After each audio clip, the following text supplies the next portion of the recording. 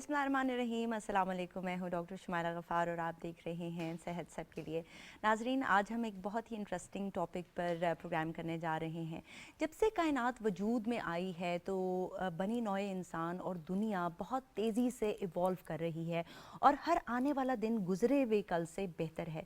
लेकिन हमने ये देखा कि गुज़िश्ता चंद दहाइयों में दुनिया बहुत तेज़ी से तब्दील हुई और बहुत सारी वो चीज़ें जो कि नामुमकिनात में शुमार की जाती थी वो मुमकिनात का हिस्सा बनी।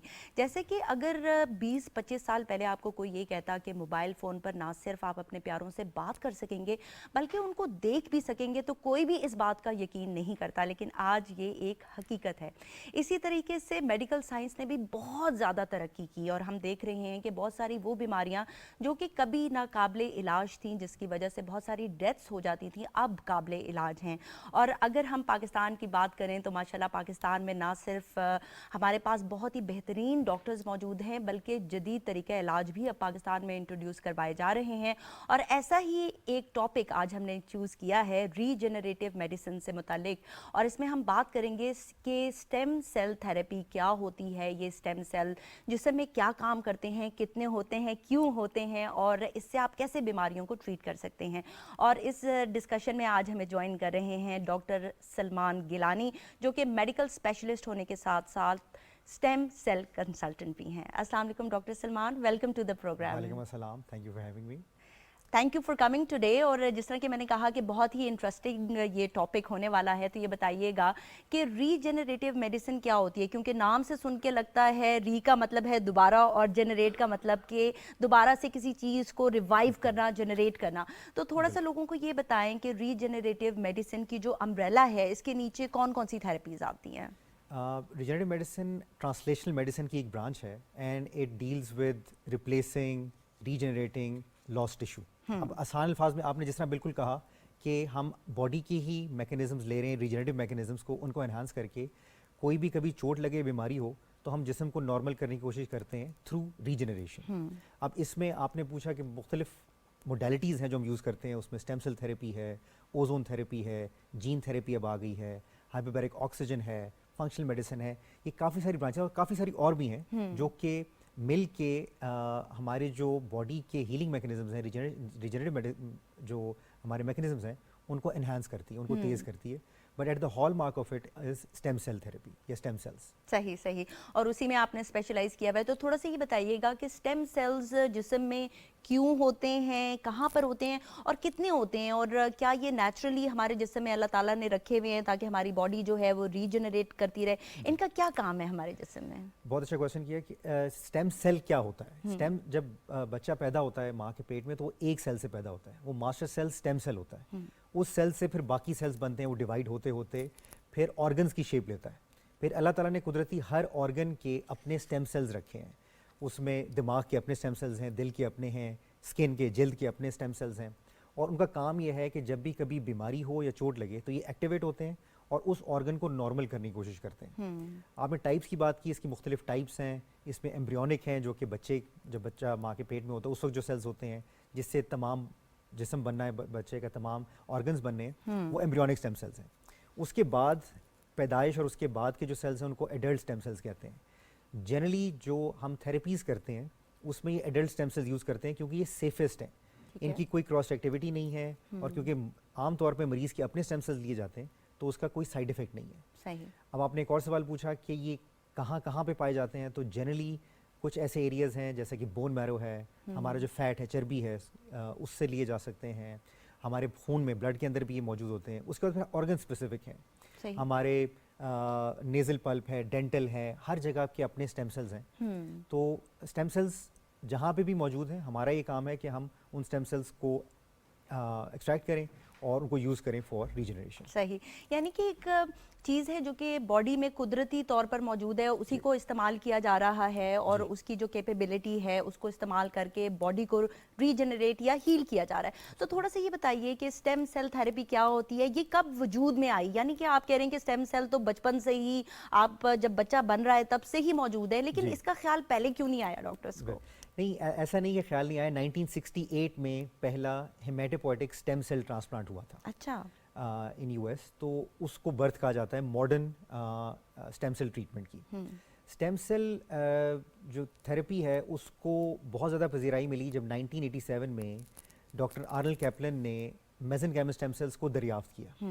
तो ये पेनिसिलिन के बाद मेडिसिन के अंदर सबसे बड़ी दरियाफ्त समझी जाती है। तो 1987 से ये क्लिनिकल प्रैक्टिस में है। आपको पता है कि ये बड़ा टाइम लगता है एक नई रिसर्च को from bed to bedside की तरफ, from bench to bedside, कि जब हम रिसर्च कर रहे होते हैं उससे मरीज तक आने में उसको कम से कम 1 to 2 डेकेड्स लग जाते हैं। तो इसमें भी ऐसा ही हुआ, तकरीबन लेट 90s में ये इस्टेब्लिश हुई। इसको फिर मुख्तलिफ बीमारियों के अंदर इसको इस्तेमाल किया गया, उसमें काफ़ी सारी बीमारियां हैं जिसमें इसको इस्तेमाल किया गया, लेकिन अब इवेंचुअली इसकी रिसर्च होते होते अभी इस्टेब्लिश होती जा रही है कि कई बीमारियों के अंदर ये ट्रीटमेंट है। और इसकी सबसे अच्छी बात यह है कि अब कुछ ऐसी बीमारियां, जैसे आपने जिक्र किया था, कुछ ऐसी बीमारियां जो हम एलोपैथी के अंदर समझते थे कि वो नाकाबिले इलाज हैं, अब इस regenerative medicine stem cell therapy के ज़रिए अब हम उनका इलाज जो है ना वो कर सकते हैं। सही। और जिस तरह के हमेशा से कहते हैं कि अल्लाह ताला कहता है कि देखने वालों के लिए निशानियां हैं कुदरत की, तो जो देखना चाहते हैं उनको नज़र भी आती हैं। और आपने जिस तरह के कहा कि ये इट वाज ऑलवेज देयर, और आपने कहा कि 1960s में गालिबन ये स्टार्ट हो गई, लेकिन बाहर के ममालिक का ये है कि जब भी कोई नई टेक्निक आती है या कोई इलाज आता है तो वो उसको थॉरली चेक करते हैं, उसके साइड इफ़ेक्ट्स देखते हैं, फिर कई साल उस पर वो लोग एक्सपेरिमेंटेशन करते रहते हैं और फिर ये चीज़ मार्केट में आती है from bench to bedside, आपने कहा। तो बड़ी अच्छी आपने ये बात की। अब ये बताइएगा कि कौन कौन सी बीमारियां हैं जिनसे हम इन स्टेम सेल्स को यूज़ करके हम बेहतर हो सकते हैं, क्योंकि देखें आप जिस तरह बता रहे हैं इट साउंड्स अमेजिंग, मुझे खुद बहुत इंटरेस्टिंग लगा ये टॉपिक और इसी वजह से हमने प्रोग्राम भी इस पे सोचा कि करें। तो कौन कौन सी बीमारियां हैं जिसमें हम स्टेम सेल थेरेपी को इस्तेमाल कर सकते हैं, क्योंकि अगर रीजनरेशन का प्रोसेस है तो वो तो कहीं भी हो सकता है बॉडी में।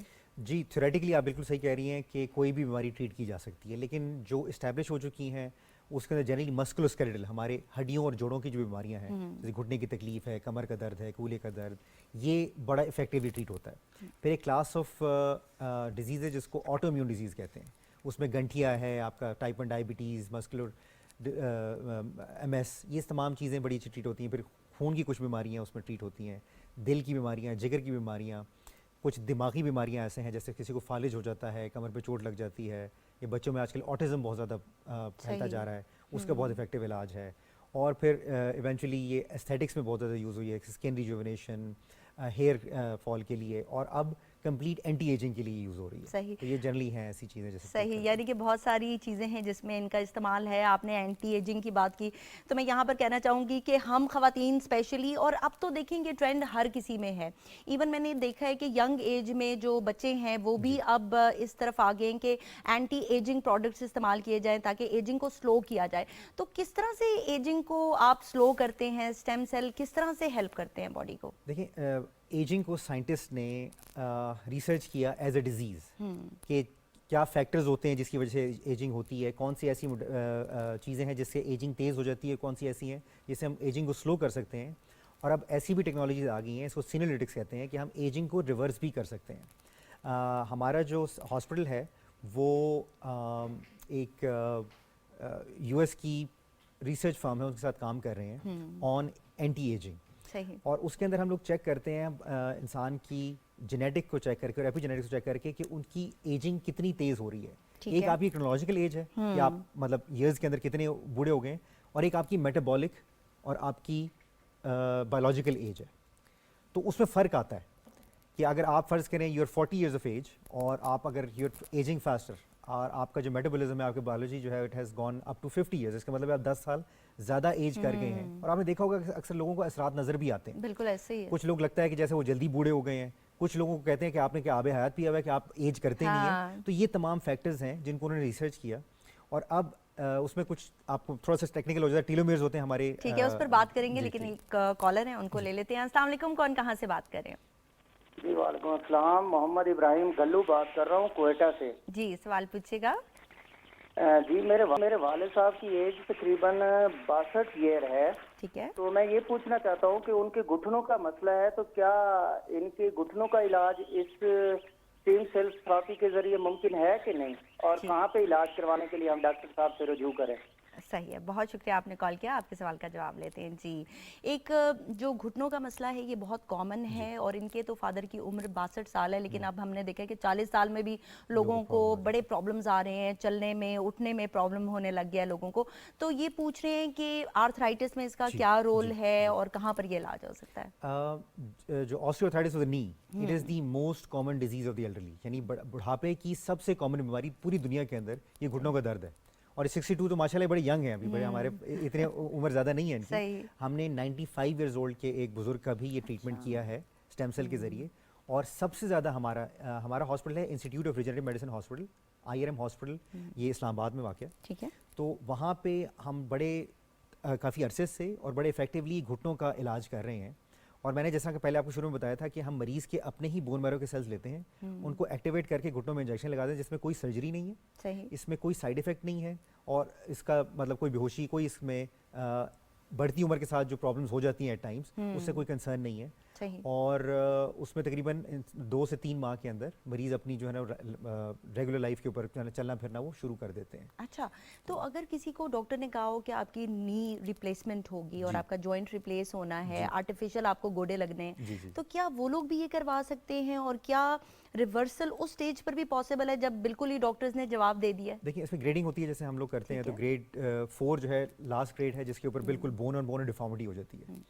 हमारी कोशिश होती है कि हम उनसे पहले मरीजों को इस तरफ ले आएं ताकि वो ज़्यादा इफेक्टिव हो जाए और हमें ये प्रोसीजर रिपीट ना करना पड़े। ठीक है। लेकिन हमारे पास ऐसे भी मरीज़ आए हैं जिन्होंने, आपने सुना ही होगा अक्सर कि मरीज़ अक्सर इस सर्जरी से डरते हैं क्योंकि बहुत बड़ी सर्जरी है, बहुत एक्सपेंसिव सर्जरी है। तो लोग कोशिश करते हैं कि कोई और अगर तरीका इलाज मौजूद हो तो वो नॉन सर्जिकल अगर मौजूद हो उसको अवेल करें, क्योंकि सर्जरी तो ऑब्वियसली लास्ट रिजॉर्ट है, वो करवा सकते हैं। तो बिल्कुल हमने ऐसे मरीजों को ट्रीट किया है जिनको कि बताया गया था कि उनको नी रिप्लेसमेंट होनी है और उनको जो है ना हम लोगों ने इसके ज़रिए ट्रीट किया है। और अब ऐसा है कि मेरे बहुत ऑर्थोपेडिक सर्जन जो मेरे दोस्त, मेरे कलीग्स हैं, वो मुझे अपनी जो कॉन्फ्रेंसेस होती हैं उसमें बुलाते हैं और हम बात करते हैं अब कि अब एक नया तरीका इलाज आ गया है और वो लोग भी अब इसको अडॉप्ट करना शुरू कर दिया। सही, ये बड़ी अच्छी बात है। यहाँ पर कॉलर है, उनको शामिल करते हैं। अस्सलाम वालेकुम, कौन कहाँ से बात कर रहे हैं? जी वालेकुम अस्सलाम। डॉक्टर साहिबा कैसी हैं आप? ठीक हैं? अल्हम्दुलिल्लाह ठीक ठाक। कौन कहाँ एक से? तो बेहद शुक्रिया। जी अब्दुल हन्नान बात कर रहा हूँ हासिलपुर से। एक तो पाकिस्तान टेलीविजन का बेहद शुक्रिया कि हम दूर दराज से आपसे राब्ता करते हैं, अपना मसला पूछ लेते हैं। हमारे पास इतने अच्छे डॉक्टर्स भी नहीं होते कि जहाँ पे हम जाके उनसे मशवरा कर सकें। या PTV की बड़ी मेहरबानी और आपका भी शुक्रिया। मेरा सवाल ये था कि मेरी ना मिसिस के बाजुओं में खिंचाव था। अच्छा, वो उसकी कैफियत मैडम साहब ऐसी थी कि वो दर्द, या मैं तो नहीं वो बयान कर सकता, लेकिन वो खिंचाव उतरता उतरता नेल्स वाली यानी नाखूनों वाली साइड पे पहुंच जाता है। अच्छा, फिर वो काम करने में भी दुश्वारी है। फिर मैंने यहाँ पे जो मेरे मुतलका डॉक्टर से उनसे कंसल्ट किया, कोई आराम नहीं किया। फिर मैं न्यूरो के पास चला गया। मेरे एक दोस्त ने कहा कि शायद ये न्यूरो के रिलेटेड हो, क्योंकि हमें तो ये पूछना पड़ता है कि किसके पास जाए, आम आदमी को तो समझ नहीं आती इस चीज की। अच्छा, फिर जब हम उधर गए तो न्यूरो साहब ने तो 4 महीने लगा दिए उसके ऊपर और मेरा 1 लाख रुपए के ऊपर खर्च भी हो गया। लेकिन खैर, मेरी बेगम साहबा कहती है, हनान मुझे तो आराम नहीं आ रहा, तुम बेशक लाखों खर्च कर लो, वो बात वहीं की वहीं खड़ी है। अब एक तो सवाल ये कि जिस तरह मसल्स के अंदर एक तो उसके गुठलियां यानी वो बन जाती है मसल्स, वो दुरुस्त हालत में नहीं है। दूसरा खिंचाव है बाजुओं में। तीसरा वो स्ट्रेस फील करती है। अच्छा, फिर अब ये भी मसले, इसका भी एक तो सोल्यूशन बताएं। दूसरा मेरी एक बड़ी आज जानना रिक्वेस्ट ये कि ये भी मुझे बताएं कि ये किस डॉक्टर के रिलेटेड ये इशू है, ये सबसे पहले भी मेरी मदद कीजिएगा आप। Thank you very much. ये बताइएगा कि आपकी वाइफ की एज क्या है? 32 ईयर्स। अच्छा, और उनकी बेसिक सारी टेस्टिंग हो गई है? उनके ब्लड टेस्ट हुए हैं, उनके विटामिन B12 लेवल्स या मोहरों के टेस्ट हुए हैं, कोई एक्सरे हुआ है, कोई MRI, कुछ बताया है डॉक्टर ने इस हवाले से आपको कि मसला क्या है? जी MRI रिपोर्ट भी उन्होंने करवाई थी न्यूरो सर्जन ने, और उसमें मसल्स का जो खिंचाव है गर्दन वाली साइड पे, चूंकि उसका जो सबसे पहले जो इशू था वो राइट वाली साइड पे था, राइट बाजू वाली साइड पर, तो वो तो थोड़ा बहुत उसको है, लेकिन इतना ज्यादा नहीं। वो कहते इस मेडिसिन से वो कवर अप हो जाएगा, और लेकिन वो उससे नहीं हुआ। दूसरा उन्होंने टेस्ट कंबाइंड बॉडी टेस्ट करवाए थे, जिसके अंदर शुगर भी आ गई, कोलेस्ट्रॉल भी आ गया, बाकी छोटे मोटे सारे टेस्ट आ गए, वो सारे बेहतरीन है, कोई उनमें प्रॉब्लम नहीं है। अच्छा, ये खिंचाव जो है ये शोल्डर से लेके नीचे की तरफ जाता है, तो ये बताइएगा कि मोबाइल का यूज ज्यादा तो नहीं करती हैं, कोई स्ट्रेस तो नहीं है उनको? वेट डॉक्टर साहबा, एक तो सीधी बात मैंने करनी है, ना तो उसको कोई परेशानी है। हाँ, है। छोटी छोटी बातों की टेंशन जरूर लेती है। जैसे मैं इतना ये भी बता दो, आपके सामने रख देता हूँ कि आज हमने जाना है कहीं, तो आज नहीं जाते कल चले जाते हैं। वो कहीं है आज ठीक क्यों है। नहीं जाना, तो आज जाना है ना। सही। तो थोड़ा सा इस तरह का भी उसका मूड है। ठीक है, और लेकिन ये वजन है कि कितना है उनका? वजन ज्यादा तो नहीं है? मोबाइल बिल्कुल यूज करती है और थोड़ा बर्डन ज्यादा नहीं है, बिल्कुल रिलैक्स है, कोई काम काज नहीं है, बस मेरा ही खाना बनाना है और कोई इतना काम आप कोई नहीं है सवाल उसके पूछना पास। चाहेंगे या जवाब दें इनको? देखिए, जो सबसे पहले ज़रूरी चीज़ ये है कि हमें उनको प्रॉपर्ली डायग्नोज करना है। ठीक हमारे है, पास बहुत जब शुक्रिया कभी- आपने कॉल किया जी। Thank you. हमारे पास जब मरीज आएंगे ना, सबसे पहले ज़रूरी है कि उनका डायग्नोसिस हो।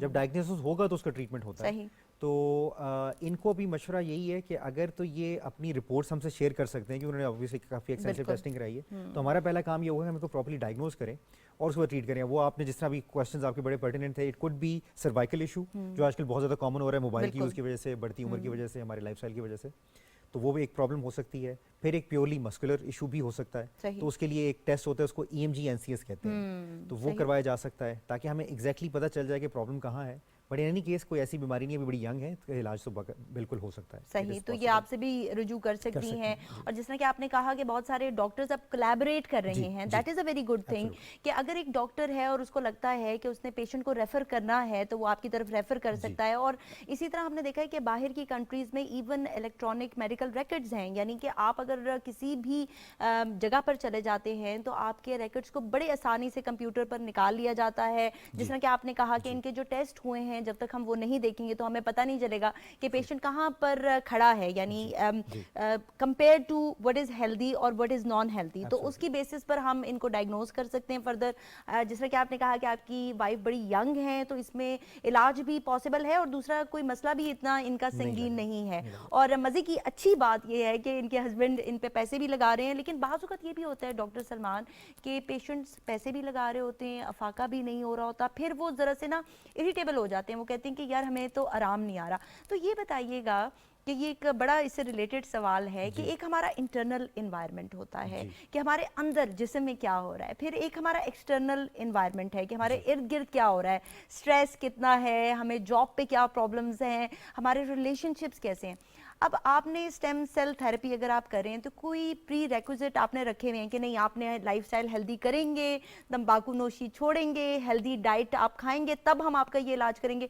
क्योंकि अगर इंटरनल इन्वायरमेंट को ठीक कर लिया जाए लेकिन एक्सटर्नली वही चीज़ें चल रही हैं, तो फिर आपके ख्याल से इलाज इफेक्टिव होता है या नहीं? बिल्कुल नहीं होगा। आपने बहुत अच्छा सवाल पूछा है कि ये हमारे तमाम मरीज, अब ये हम अगर घुटने की एग्जांपल ले लें, हमारे पास जब ज़्यादातर ख़वातीन ख़ासतौर पर इसका शिकार होती हैं या मर्द भी आते हैं, क्योंकि इमोबिलिटी की वजह से उनका वज़न बड़ा होता है बिल्कुल। और उसके साथ कुछ कोमॉर्बिड्स, किसी को शुगर है, किसी को ब्लड प्रेशर है, तो हम उनको कहते हैं कि पहले आप ये चीज़ें ठीक करेंगे तो हमारी स्टेम सेल ट्रीटमेंट इफेक्टिव होगी। इसको हम लाइफस्टाइल मॉडिफिकेशन कहते हैं। बिल्कुल।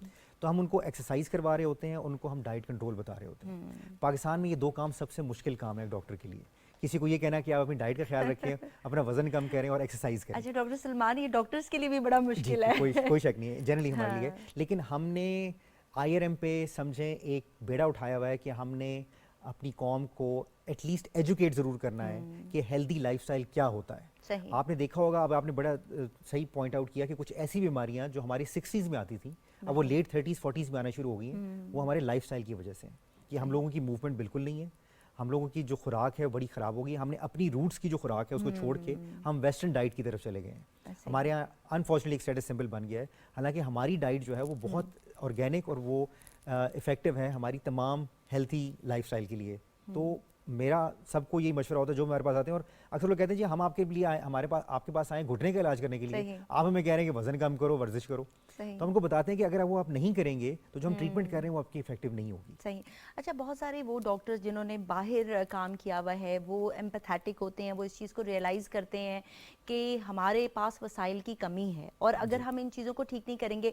एक वो डॉक्टर जो जिसके पास पेशेंट आ रहा है और उसने नुस्खा लिख के दे दिया है और फीस ले ली है, एज़ कम्पेयर टू वो वाला डॉक्टर जो कि पेशेंट के लाइफस्टाइल को इम्प्रूव करने की कोशिश करे, तो हमारे मरीज़ बजाय खुश होने के वो बाज़ औक़ात वक्त नाराज हो जाते हैं, वो कहते हैं हम इसलिए आए हैं और जी। आप ये बता रहे हैं हमें, जी। और डॉक्टर साहिबा ये तो वजन तो जी हमने बड़ी कोशिश की है नहीं कम होता, सिगरेट हम चाहते हैं छोड़ना लेकिन नहीं छोड़ सकते, तो आप कुछ और बता दें। तो हम कहते हैं कि कोई भी मैजिक पिल नहीं होती, आप जो है अंदर से जब तक आप चेंज नहीं करेंगे अपनी चीज़ों को और ठीक नहीं करेंगे तो कोई भी थेरेपी काम नहीं करेगी। अच्छा, आते हैं हम स्टेम सेल थेरेपी की तरफ कि ये किस कदर इस पर खर्चा होता है, कितने सेशंस नीडेड होते हैं, क्या बार बार करवाने पड़ते हैं, क्या ताहयात करवाने पड़ते हैं, या आराम आ जाता है पेशेंट को? जी, मुख्तलिफ बीमारियों में मुख्तलिफ है। जैसे घुटने का जो है, हम मैंने आपको बताया कि हम कोशिश करते हैं कि हम मरीज़ को स्टेम सेल ट्रीटमेंट से पहले इतनी अच्छी तैयारी करवाएं, उनको इतना अच्छा एजुकेट कर दें लाइफस्टाइल की मॉडिफिकेशन के लिए कि उनको ये दोबारा से ना करवाना पड़े। ठीक है। तो जनरली एक ही होता है, लेकिन हमारे पास we have done thousands of these knee procedures, उसमें हमारे पास लेस देन 5% ऐसे केसेस हैं जिनको हमें रिपीट करने की ज़रूरत पड़ी। ठीक है। और वो ऐसे थे जैसे जिन्होंने अपने डायबिटीज़ का ख्याल नहीं रखा, जिन्होंने अपना वजन कम नहीं किया, या हम फिजियोथेरेपी बताते हैं जो कि हम उन्हीं को सिखा देते हैं, अगर वो बिल्कुल छोड़ देते हैं तो फिर उनको रिपीट करने की ज़रूरत पड़ जाती है, क्योंकि डिजेनरेटिव प्रोसेस तो आपका चल रहा है, एजिंग तो एक प्रोसेस है। अगर हमने एक्टिवली उसको रोका नहीं, उसके लिए कुछ ट्रीटमेंट ना की, उसका ख्याल ना किया, तो ऑब्वियसली फिर दोबारा प्रॉब्लम हो सकती है। सही। अच्छा, ये बताइएगा कि क्या ये इंजेक्शन जो है उस साइट ऑफ इंजरी पर या जो साइट इन्वॉल्व है वहाँ पर दिए जाते हैं, या जिस तरह के लोग कहेंगे कि ये तो स्टेम सेल बड़े अच्छे हैं तो इनकी तो एक इन्फ्यूजन लगा देना, आईवी दे दे कि हर जगह ये स्टेम सेल चले जाए और अपना अपना काम करके ठीक कर बिल्कुल दे, ऐसे तो क्या ही ये मुमकिन है या ऐसा नहीं होता? होता है, लेकिन पहले मैं आपको बता दूं कि साइंटिफिकली जहाँ पे site of disease, site of injury है, हम उसके जितना करीब जाके स्टेम सेल्स लगाएंगे उतना ज़्यादा इफेक्टिव होंगे। ठीक है। अगर घुटने में तकलीफ है तो हम घुटने में इंजेक्शन लगाएंगे, अगर दिल का है तो कार्डियोलॉजिस्ट कैथेटर ले जाके वहाँ पे करोनरी आर्टरी के अंदर इंजेक्ट करेंगे। इसी तरह अगर दिमाग में लगाना है तो हम लोग कमर में इंट्राथीकल लगाते हैं। सही। लेकिन जो अब आपने बात की है वो ऐसा बिल्कुल है कि लोग अब इसको एज एंटी एजिंग ट्रीटमेंट ले रहे हैं। There is a very famous Canadian designer जिसको बीबीसी ने पिकअप किया इसकी स्टोरी को, जो कि हर साल ये मेसेंजर स्टेम सेल्स की वो इन्फ्यूजन लेता है और he is claiming that he is getting younger every year. अच्छा, इस पर भी ज़रूर बात करेंगे। यहाँ पर कॉलर हैं, उनको शामिल करते हैं। अस्सलाम वालेकुम, कौन कहाँ से बात कर रहे हैं? जी वालेकुम सलाम, मैं शाहीन बात कर रही हूँ रावलपिंडी से। जी शाहीन, सवाल पूछें। ये मेरी अम्मी के घुटनों में बहुत ज्यादा दर्द होता है, तो उसके लिए क्या करना चाहिए? डॉक्टर ने कहा कि उनके पट्टों के रेशे टूट रहे हैं। अच्छा, उम्र क्या है उनकी और वजन ज्यादा है क्या उनका? वजन ज्यादा नहीं है, उम्र 66-67 है। ठीक है। चलती फिरती हैं या नहीं, वॉक वगैरह नहीं करती? अब उनको तकलीफ है, बहुत दर्द है, सिर्फ वॉशरूम तक बस इतना ही चलती हैं। अच्छा ठीक है, सही है। कोई टेस्ट वगैरह हुए हैं उनके बेसिक? हाँ, टेस्ट मेरा भाई आर्मी में है ना, वहाँ से टेस्ट करवाते रहते हैं, तो डॉक्टर ने कहा कि अब उनके पट्टों के रेशे टूट रहे हैं, थर्ड स्टेज है, अब बहुत ज्यादा उनको दर्द होता है। ठीक है, बहुत शुक्रिया आपने कॉल किया। आपके सवाल का जवाब लेते हैं। जी, इनको भी वही प्रॉब्लम है, ओल्ड एज में ऑस्टियोआर्थराइटिस है इनको, तो क्या करना चाहिए, क्या कर सकती हैं? और डॉक्टर ने इनको कहा है कि रेशे टूट गए हैं, तो क्या वो भी जनरेट किए जा सकते हैं इस तरीके के इलाज से? और मेनिस्कल इंजरीज जो हैं वो से बड़ी इफेक्टिवली ट्रीट हो रही हैं। ठीक है। आपने अक्सर बल्कि सुना भी होगा, आजकल जो ये एथलीट्स हैं जिनको इंजरी हो जाती है, वो ये PRP स्टेम सेल्स ये करवा के वो राइट अवे अपनी ट्रेनिंग पे और गेम में वापस चले जाते हैं। सही। और इसको बड़ी पजीराई मिली 2010 के अंदर। The seventh session of Pakistan-Turkey bilateral political consultations was held in Islamabad last week. Foreign Secretary Mohammad Cyrus Sajjad Qazi led the Pakistan side, while Deputy Minister for Foreign Affairs of the Republic of Turkey, Nuh Ilmaz, led the Turkish side. The talks encompassed all aspects of bilateral cooperation between Pakistan and Turkey.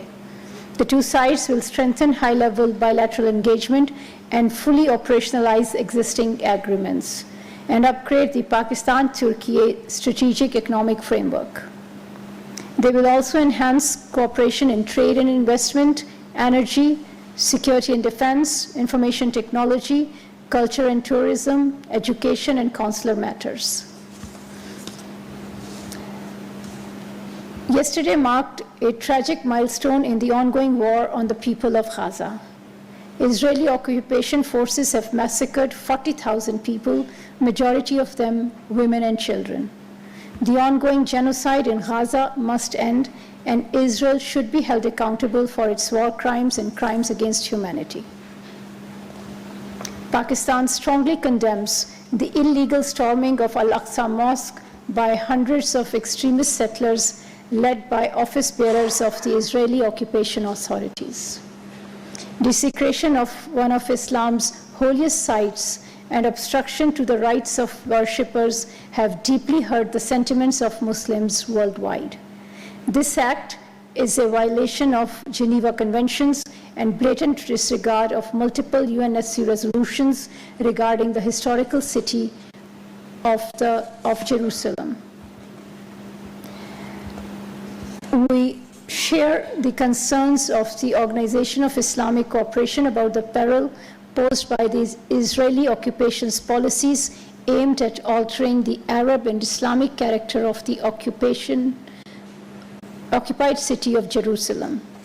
Pakistan calls on the international community, especially the UN Security Council, to take immediate action to end these serious and repeated transgressions against the sanctity of holy sites in Jerusalem, protect the Islamic character of Al-Aqsa, and to ensure the freedom of worship of the Palestinian people.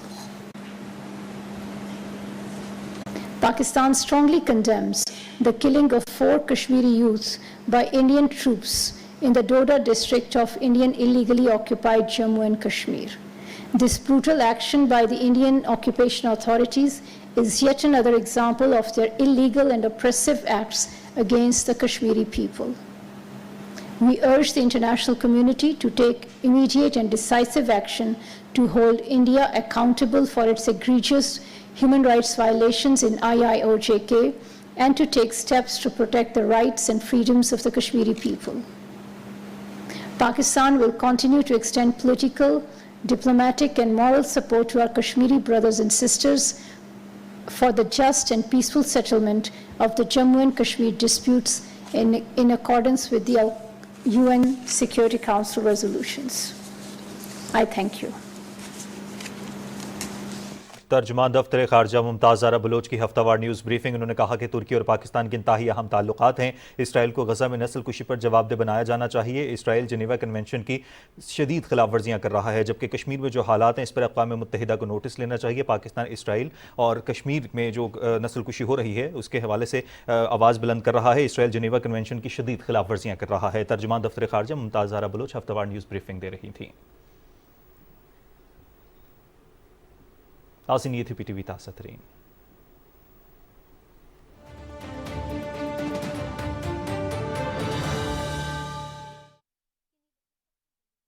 होती है तो आपने कहा कि इस तरीके के इलाज से ये है कि आप बगैर सर्जरी के आप ये इसको ट्रीट कर सकते हैं। तो थोड़ा सा ये बताइएगा कि क्या इस थेरेपी के भी कोई नुकसान आते हैं? क्योंकि कोई भी दवाई अगर हम इस्तेमाल करते हैं तो हम मेडिकल डॉक्टर्स ये कहते हैं कि हर चीज़ के साइड इफ़ेक्ट्स होते हैं, और बहुत सारे लोग ये भी क्लेम करते हैं कि यार अगर आपका जो कैंसर सेल है, देखिए उसमें यही होता है कि एक सेल होता है उसकी मल्टीपल कॉपीज़ बनना शुरू हो जाती हैं, वो इस तरह से ग्रो करना शुरू हो जाता है कि अनकंट्रोल्ड।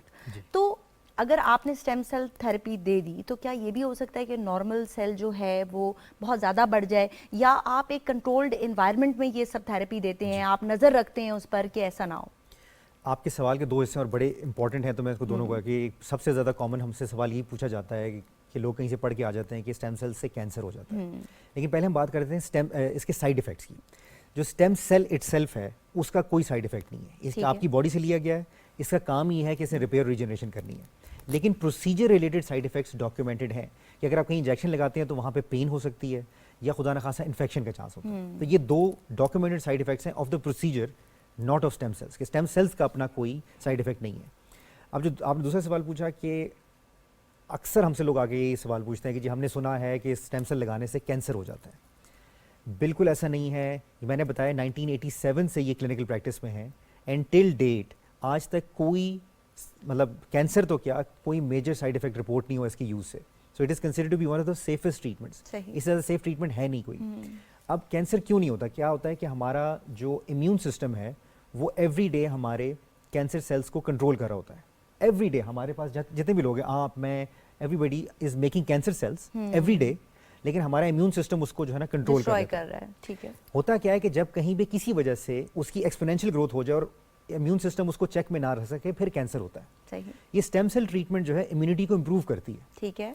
टी रेग्स होते हैं हमारी बॉडी के अंदर स्पेसिफिक सेल्स, उनको अप रेगुलेट करती है, तो उससे कैंसर का अगर खुदा ना खासा चांस है भी तो वो खत्म हो जाता ठीक है, है। नंबर 1।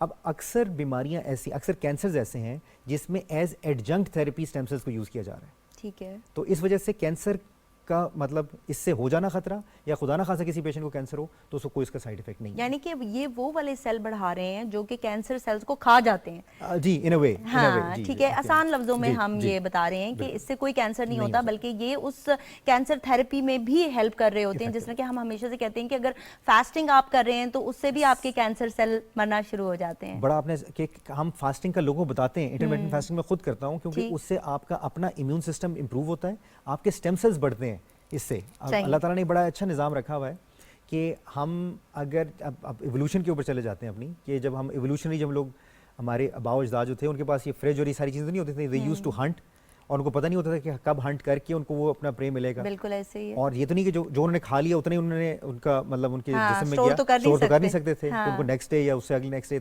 तक करना था। तो यही इसी तरह हमारी बॉडी बनी है, हमारे पास ओवर एबंडेंस ऑफ फूड आ गया जिसकी वजह से प्रॉब्लम हो गई है सही। कि हम हर वक्त कंज्यूम कर रहे हैं, खा रहे हैं, लेकिन उसका एक्सपेंस नहीं है, जिसकी वजह से बीमारियां होती हैं। बिल्कुल। यहाँ पर कॉलर हैं, उनको शामिल करते हैं। अस्सलाम वालेकुम, कौन कहाँ से बात कर रहे हैं?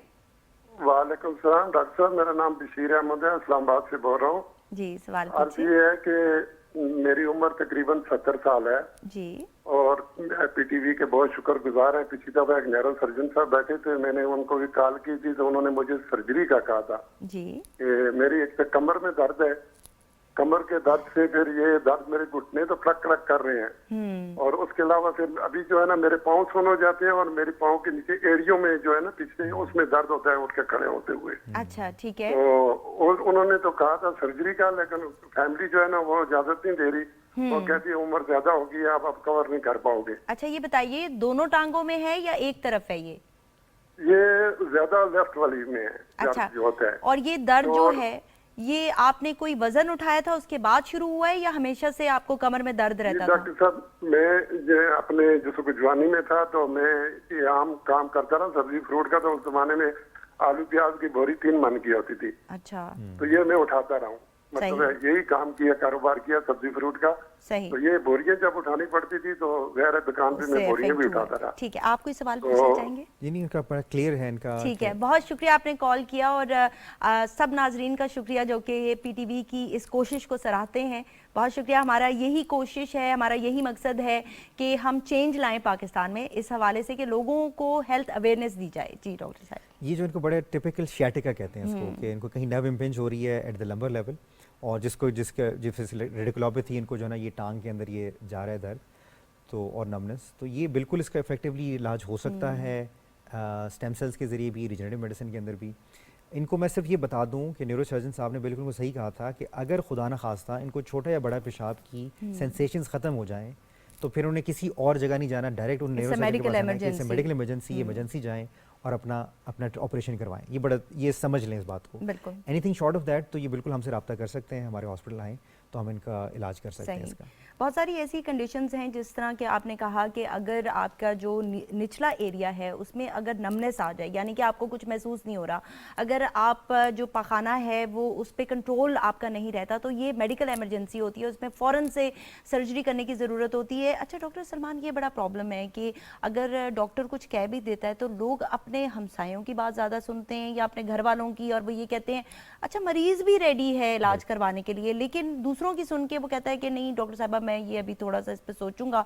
और यही होता है कि जब वो इतना डिले कर देते हैं चीज़ों को कि फिर कुछ भी इफेक्टिव नहीं रहता। तो ये बताइएगा कि ये जो थेरेपी है स्टेम सेल थेरेपी, इसकी कोई कट ऑफ एज या लिमिट है कि इसके बाद आप कहते हैं कि नहीं अब हम भी नहीं कर सकते? कट ऑफ एज तो नहीं है इसकी। ठीक है। ये बनी ही इसलिए है कि it is the disease of the elderly, सारी डिजेनरेटिव डिजीज के अंदर होता है जो कि आफ्टर 60 आफ्टर 70 होती हैं।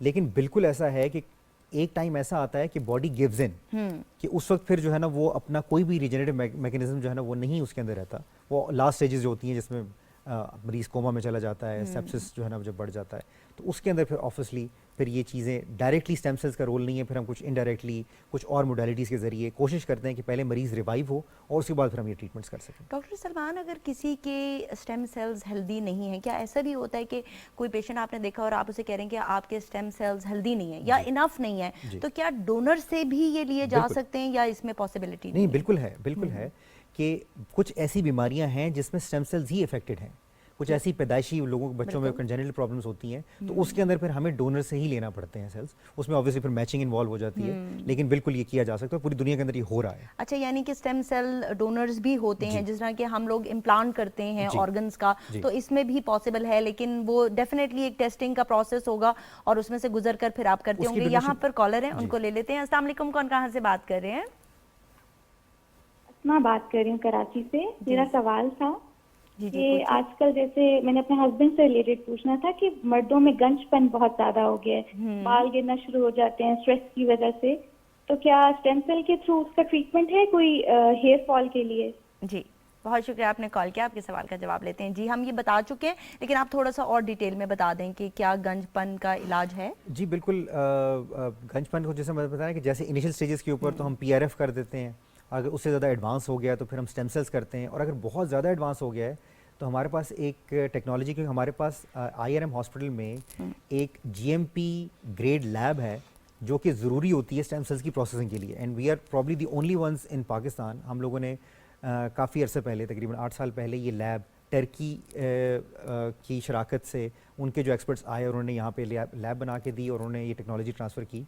तो उसमें हम क्या करते हैं कि कुछ हेयर फॉलिकल्स लेते हैं, FUE की तरह जैसा लेते हैं, we send it to the lab, वो उसमें से hair follicular stem cells extract कर लेते हैं, उनको ग्रो करते हैं टू मिलियंस ऑफ सेल्स, और फिर हम इंजेक्ट करते हैं, तो फिर इंसान के अपने बाल जो है वो निकल आते हैं। तो ये डिफरेंट स्टेजेस के अंदर वैसे ट्रीटमेंट करते हैं। अच्छा डॉक्टर सलमान, यहाँ पर एक सवाल ये भी उठता है कि जहाँ पर अच्छा काम होता है तो उसके मुखालफत भी बहुत ज़्यादा की जाती है और बहुत सारे लोग आ जाते हैं जो कि नेगेटिव प्रोपेगेंडा करना शुरू कर देते हैं। तो इसमें कुछ एक ग्रुप ये भी है जो कि ऐसी चीज़ों का मजाक उड़ाता है। वो कहते हैं कि आज डॉक्टर्स ये कर रहे हैं कि वो रीजनरेट कर रहे हैं, तो कल उन्होंने पूरे पूरे ऑर्गन्स बना लेने हैं, और उसके बाद एक वो स्टेज भी आएगी जिस पे वो ह्यूमन क्लोनिंग स्टार्ट कर देंगे और पूरे पूरे इंसान बना लेंगे।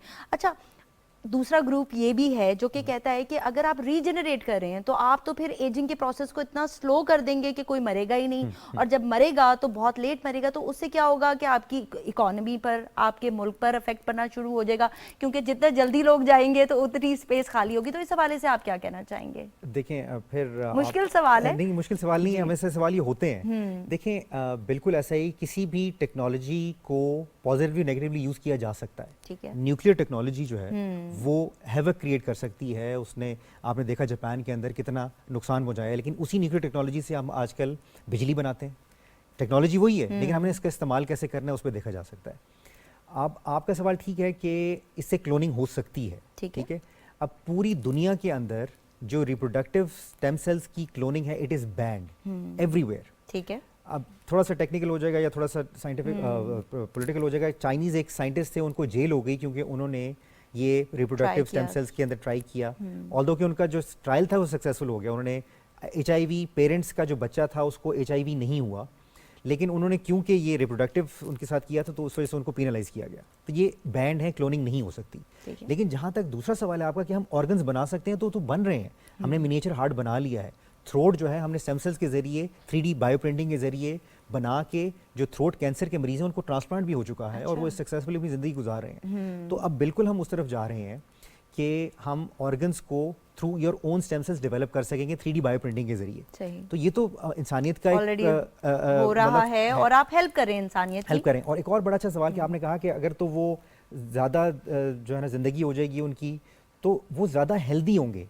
ठीक है। ये आप सोचें कि वो जो ज़्यादा प्रोडक्टिव होंगे वो अपनी कम्युनिटी को कुछ दे सकेंगे, एज अपोज टू कि खुदा ना खास्ता वो बेडरिडन हो जाए, अपाहज हो जाए, या उनको कोई डिजेनरेटिव डिजीज हो जाए। और यहाँ पर मैं ये भी कहना चाहूँगी कि जो मौत है वो इन चीज़ों पर नहीं है। जब अल्लाह ताला ने आपकी मौत लिख दी है, उसका टाइम मुकर्रर है, वो आकर रहेगी। तो ये कहना कि जी डॉक्टर मौत को डिले कर रहे हैं या कोई नेचुरल फिनोमेना को डिस्टर्ब कर रहे हैं, तो ऐसा बिल्कुल नहीं है। यहाँ पर एक कॉलर है, उनको शामिल करते हैं। अस्सलाम वालेकुम, कौन कहाँ से बात कर रहे हैं? अस्सलाम वालेकुम। वालेकुम सलाम जी, कौन कहाँ से और सवाल पूछे? हम दिल्ला शांगला से बात कर रहे हैं। जी जी हम दिल्ला शांगला से बात कर रहे हैं। हमारा बुखार था, मलेरिया। अब तकरीबन 15 दिन का दवाई इस्तेमाल किया था। वाइट ब्लड कम था, तकरीबन 6 पॉइंट कम था। वाइट ब्लड लगाए, मगर अब जो काम कर रहे हैं थोड़ा सा जाते रहते हैं तो घुटनों में दर्द होता है और बदन में थोड़ा सा बुखार होता है। अच्छा ठीक है, किसी डॉक्टर को आप दिखा रहे हैं, उनसे इलाज करवा रहे हैं, उन्होंने आपको दवाई दी है, लेकिन आपका जी दवाई तकरीबन 15 दिन हो गए दवाई खा रहे हैं, मगर अब तकरीबन जी आप डायरेक्टली हमसे बात करें, टीवी की आवाज बंद कर दें। ठीक है क्या आवाज तो बंद। मगर 15 दिन की दवाई दी थी, मगर 15 दिन दवाई कर अब 2-3 दिन हो गए तकरीबन दवाई खत्म हो गए हैं। अच्छा ठीक है, लेकिन बुखार अभी तक है? आप सवाल पूछना बुखार चाहेंगे? आपका उतर गया है? बुखार ठीक हो गया? मलेरिया का बुखार था, मगर अब बुखार बदन में थोड़ा थोड़ा है, मगर काम कर रहे हैं। जो जाते रहते हैं ना तो कमजोरी हो रही है, थकन हो रही है। अच्छा ये बताएं, ये बुखार थर्मामीटर पर आ रहा है या आप खुद ही से कह रहे हैं कि मुझे थोड़ा थोड़ा महसूस हो रहा है?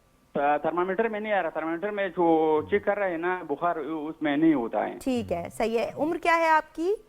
30 साल। अच्छा ठीक है, बहुत शुक्रिया आपने कॉल किया। जी डॉक्टर सलमान, कोई वायरल इलनेस भी मलेरिया उन्होंने बताया कि उसके बाद फीवर की वजह से मलेरिया इन्होंने बताया था, ठीक है। उसके बाद फिर कमजोरी हो जाना बुखार के बाद एक बड़ा नॉर्मल है। तो अपनी खुराक अच्छी रखें और मतलब यही है, इसमें कोई ऐसा घबराने की बात नहीं है। आपको कमजोरी की वजह से प्रॉब्लम्स हो रही हैं। हाँ। अगर जैसे आपने बताया कि अगर आपको बुखार नहीं है, मतलब थर्मामीटर पे नहीं आ रहा, आपको महसूस हो रहा है, तो जनरली कमजोरी की वजह से होता है। लेकिन अगर आपको देखिए, अगर आपको अपनी खुराक अच्छी रखने के बावजूद ठीक नहीं होते तो ज़रूर डॉक्टर से आप दोबारा से कंसल्ट करें। ठीक है, कोई भी इलनेस जब गुजरती है तो उसके बाद एक नकाहत का एहसास होना, कमजोरी का, ये नॉर्मल फिनोमेना है। इसमें आप ये कर सकते हैं कि यखनी पी सकते हैं, अच्छी खुराक खा सकते हैं, आराम ज़्यादा कर सकते हैं, पानी का इंटेक आप अपना बेहतर कर सकते हैं। और उसके बावजूद अगर आपको ये अलामात रहें तो फिर अपने डॉक्टर से रुजू कर लें। यहाँ पर एक और कॉलर है, उनको शामिल करते हैं। अस्सलाम वालेकुम, कौन कहाँ से बात कर रहे हैं? जी वालेकुम अस्सलाम, मैं रहीम बात कर रहा हूँ डेरा इस्माइल खान से। जी सवाल पूछे। जी डेरा इस्माइल खान। जी मेरे मिसेज को सर्वाइकल इशू है और काफी अरसे से, कोई तकरीबन 7-8 साल से, और जिसकी वजह से हेडेक भी होता है उसको तकरीबन एक साइड पे, और शोल्डर में भी दर्द नीचे की तरफ जाता है। तो जितनी भी डॉक्टर हमने ऑर्थोपेडिक हो गए और ये न्यूरोलॉजिस्ट, मेडिकल, MRI सारी चीजें की है, मगर उससे कोई फर्क नहीं पड़ रहा। तो क्या फिजियोथेरेपी से इसका हो सकता है इलाज? और अगर नहीं तो काइंडली अगर आप बता दें। और दूसरा एक बुजुर्ग है, उसको फॉलोज का हुआ है अटैक, ये राइट साइड पे, हाँ। उसके बारे में भी काइंडली बता दें। ठीक है, बहुत शुक्रिया आपने कॉल किया, बड़ा अच्छा सवाल था आपका। दोनों सवाल बड़े अच्छे हैं कि एक तो इनकी जी सर्वाइकल इशू है, और दूसरा हम आप जब इसका जवाब दे दें तो फिर हम आपसे पूछेंगे कि स्ट्रोक में आप किस तरह से ये थेरेपी इस्तेमाल कर सकते हैं। जो सर्वाइकल इशू है उसके अंदर बिल्कुल हम इफेक्टिवली ट्रीट कर सकते हैं। हमने उसमें देखना होता है कि वो डिस्क प्रोलैप्स कितना ज़्यादा है।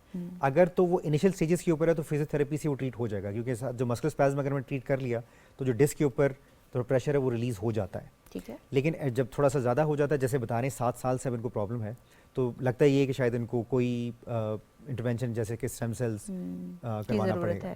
तो हमारे हॉस्पिटल से ज़रूर रब्ता करें, हम इनको देख लेंगे। दूसरा आपने फिर सवाल किया इन्होंने भी फालिज के लिए, तो बिल्कुल फालिज के अंदर 2 किस्म के हैं। एक के हेमरेजिक है कि अगर वहाँ पर खुदा न खासा ब्लीडिंग हो जाए दिमाग के अंदर, और दूसरा ये है कि वहाँ पे खून की अगर गर्दिश कम हो जाए, इस्कीमिक जिसे स्ट्रोक कहते हैं। तो दोनों के अंदर मुख्तलिफ तरीका इलाज है। सबसे पहले तो अगर हेमरेजिक है तो पहले तो उसको इवैक्यूएट करना, जो कि एक न्यूरोसर्जन का काम है, वहाँ से वो जो खून जमा हुआ है उसको निकाल लेते हैं।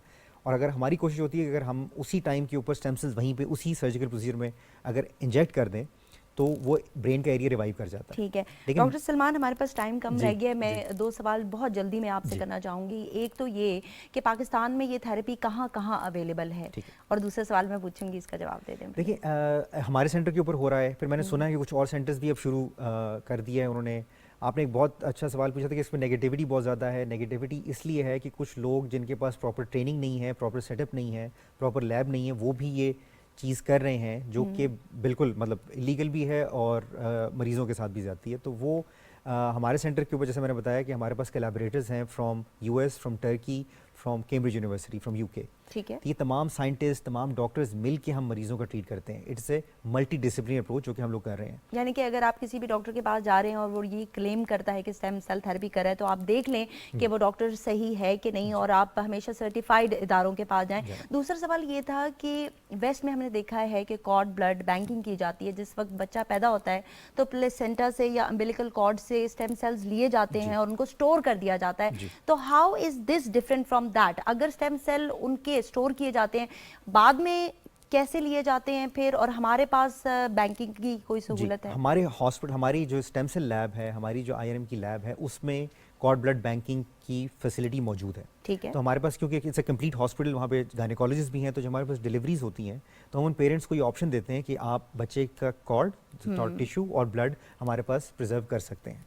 हमने गवर्नमेंट को भी ये एक समझिए प्रपोजल दिया है कि हमारे पास इतनी लाइव बर्ड्स होती हैं, तो हम उनको, जो ये सारा ज़ाया जा रहा है, ये इतना टिश्यू जिसने के स्टेम सेल्स हैं सारे इसके अंदर, और जो हेमाटोपोइटिक यानी ब्लड के अंदर हेमाटोपोइटिक स्टेम सेल्स हैं, हम इसकी एक बाकायदा पाकिस्तान की रजिस्ट्री बना सकते हैं, जिसमें ना सिर्फ ये कि जो हमारे मरीज़ हैं जिसको उस ख़ानदान के या उनसे जो मैच्ड जो डोनर्स हैं उनका हम बोन मैरो ट्रांसप्लांट इसके ज़रिए कर सकते हैं। काफ़ी सारी बीमारियाँ जो इसके ज़रिए ट्रीट की जा सकती हैं। ठीक है, thank you so much for joining us today doctor Salman. बड़ी मुफीद आपसे गुफ्तगू रही और उम्मीद करते हैं कि आपको भी हमारा प्रोग्राम पसंद आया होगा। कहा जाता है कि ढूंढने से तो खुदा भी मिल जाता है, तो अगर आपको कोई बीमारी है तो उसका हल ढूंढने के लिए आप डॉक्टर के पास ज़रूर जाइए। अगर आप उस डॉक्टर से सेटिस्फाई नहीं हो रहे तो सेकेंड ओपिनियन ज़रूर लीजिए।